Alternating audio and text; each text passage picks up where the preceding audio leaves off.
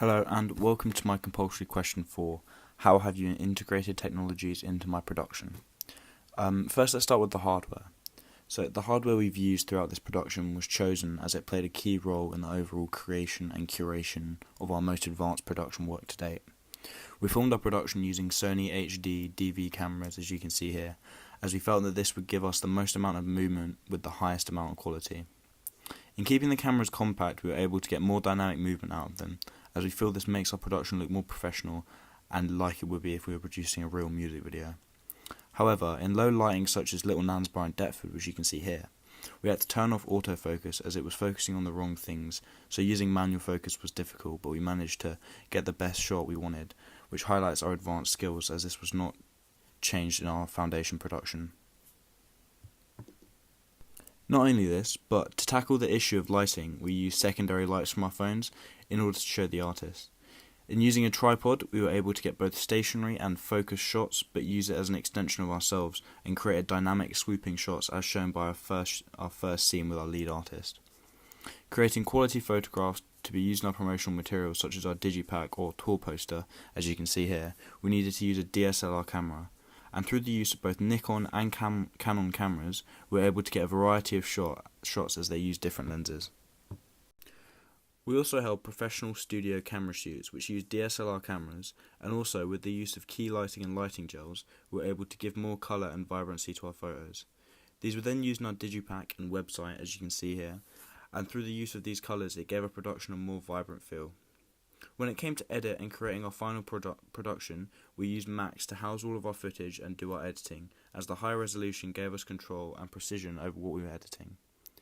The use of Wacom drawing pads was a difficult tool to use and commanded lots of trial and error, as this was new hardware we had not used before. We hope that we have improved and highlighted our advanced production skills. It has assisted us when editing, as we wanted to add hand-drawn lyrics onto our production. The Wacom pads allowed us to do this and add more hand-drawn images, giving our production a quirky and unique feel to it. Not only did this create and add a fun style, but we feel that it connected our lyrics to the visuals on the screen and tied our production to the genre. We also used our phone cameras in the creation of behind-the-scenes videos and pictures, as you can see here, as we feel that this would be the most representative of an actual artist behind-the-scenes videos and help to create this intimate connection with the audience. Now, moving on to software. The software we used mainly helped us in the editing process and how we documented our process. Through the Wacom drawing pads, we were able to use the drawing tool in After Effects to the fullest extent. This drawing tool added much needed colour to our production, and it was in iconic reggae colours such as yellow, green and red, and it connected our production to the genre. Not only this, but as it was hand-drawn, it created a connection to the audience as they would feel we had drawn these on ourselves rather than it being mass-produced by our record company.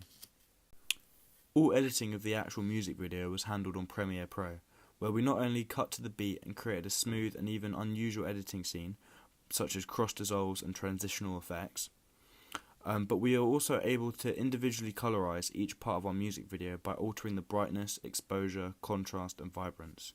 This was done to create a vibrant and colourful video, as we felt that this would fit with the tempo and style of the song. We have used QuickTime screen recording software in order to create a real-time and point of view of what our audience would see when they access our website, as you can see here, and give a real-time showcase of our editing techniques. In order to create some of the auxiliary tasks, such as our digipack, tour poster and editing studio photos, we used Photoshop. This meant removing photos of our artists from their backgrounds and placing them in new photos taken when we were out shooting our video. Not only this, but we applied colour filters, altering the saturation and changing the lighting and exposure to these photos, and this all contributed to creating a more dynamic and stylised image, as we feel this fits with our music video and the idea of our branding. The use of lighting and colour gels was an advanced piece of our production, and as it employed using more professional means of production such as photography studios, professional cameras and lighting. Now, moving on to the online aspect of our production. So, the use of online applications was solely used in our post-production work to demonstrate our advancements from a foundation portfolio to an advanced one. This means showcasing my work in new and exciting ways. One way we did this was using Wix website builder, where we took full advantage of creating both a website for our advanced production, but also creating a website for our brand, as you can see here. This meant formatting pictures and creating pages and blog posts in order to showcase our work.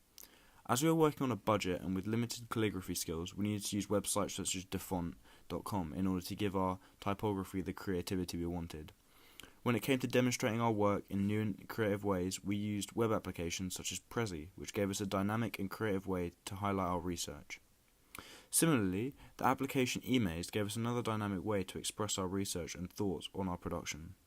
The application ThingLink came in handy when we were creating our mood board, as you can see here, as it allowed us to place markers on the picture where if you hovered over it, it would expand and give more information like this. This allowed us to both express our mood board and thoughts behind it without restricting the amount of content we could include. We uploaded large Word documents using DroidDoc, as this is a way of giving a concise link to a piece of work that is too big to include in our blog through screenshots. This allowed the team a broad view of our work in a simplistic and concise way. Finally, through the use of SurveyMonkey, we have gathered quantifiable research and data which helped us inform our decision as to what our brand name should be and the overall creation of our brand.